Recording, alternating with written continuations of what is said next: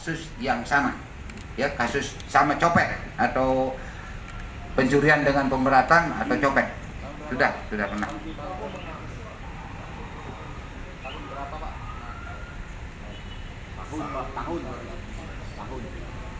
Tahun ditahannya maksudnya? Oh ya, tahun ditahannya 2017, udah sempat tahun 2017. Cukup ya rekan-rekan. Pak, waktu mereka ngerampok minimarket yang viral itu, yang berhasil didapatkan apa aja Pak? Selain handphone. Copet. Iya, yang di Tamrin, Ini Pak. copet yang diviralkan yang kejadiannya pada saat Car Free Day di Jalan Tamrin, wilayah Jakarta Pusat. Ya. Kebetulan pada saat kegiatan Car Free Day itu ada kegiatan musiknya di dalam kegiatan Car Free Day itu. Jadi bukan minimarket ini, ya. HP ini sebagian besar sudah dijual pun kepada orang yang tidak dikenal juga. Pokoknya ketemu orang ditawarin sebagai mau pengguna nanti HP ini, ya terjadi transaksi, dibeli, ya udah hilang pembelinya siapa, dari mana asal usulnya juga mereka juga tidak tahu, para tersangkanya tidak tahu.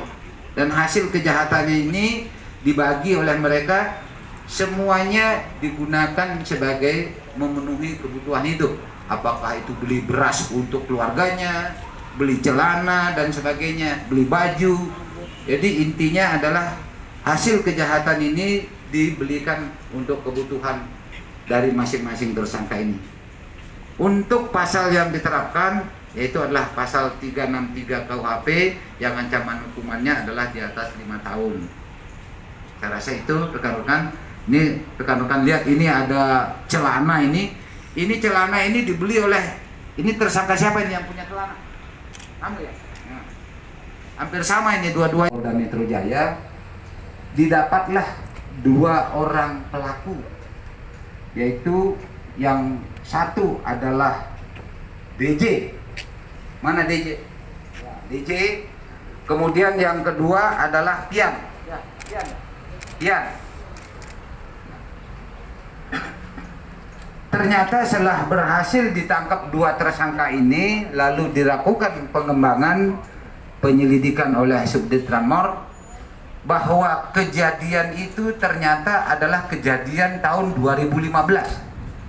Ya, kejadian tahun 2015 terjadi di Jalan Tamrin di wilayah Jakarta Pusat pada hari Minggu pada saat kegiatan Car Free Day. Kemudian dari hasil pengembangan kembali bahwa 2 tersangka ini juga melakukan perbuatannya, juga ada 2 orang juga yang lainnya. Jadi komplotan ini bekerja menjadi tim adalah 4 orang.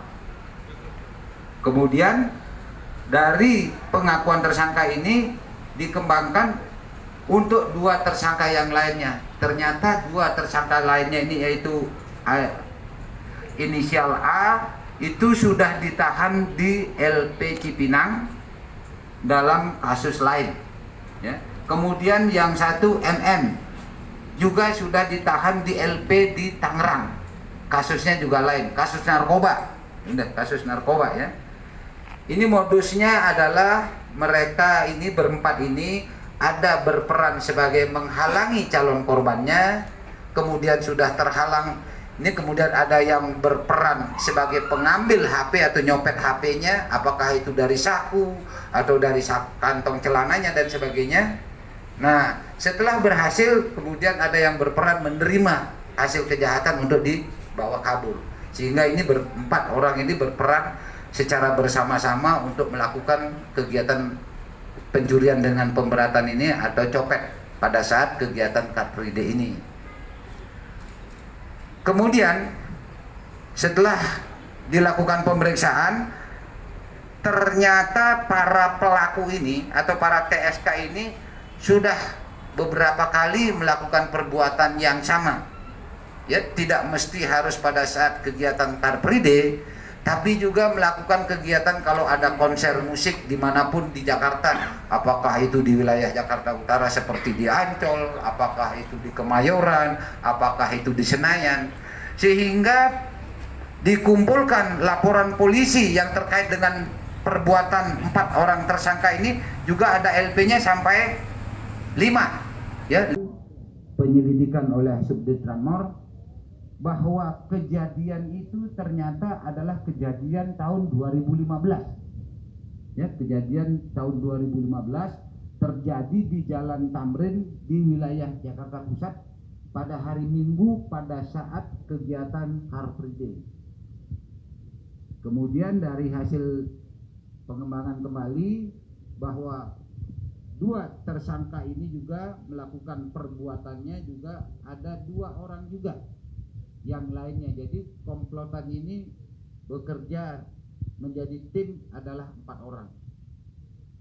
Kemudian dari pengakuan tersangka ini dikembangkan untuk 2 tersangka yang lainnya. Ternyata 2 tersangka lainnya ini yaitu inisial A itu sudah ditahan di LP Cipinang dalam kasus lain.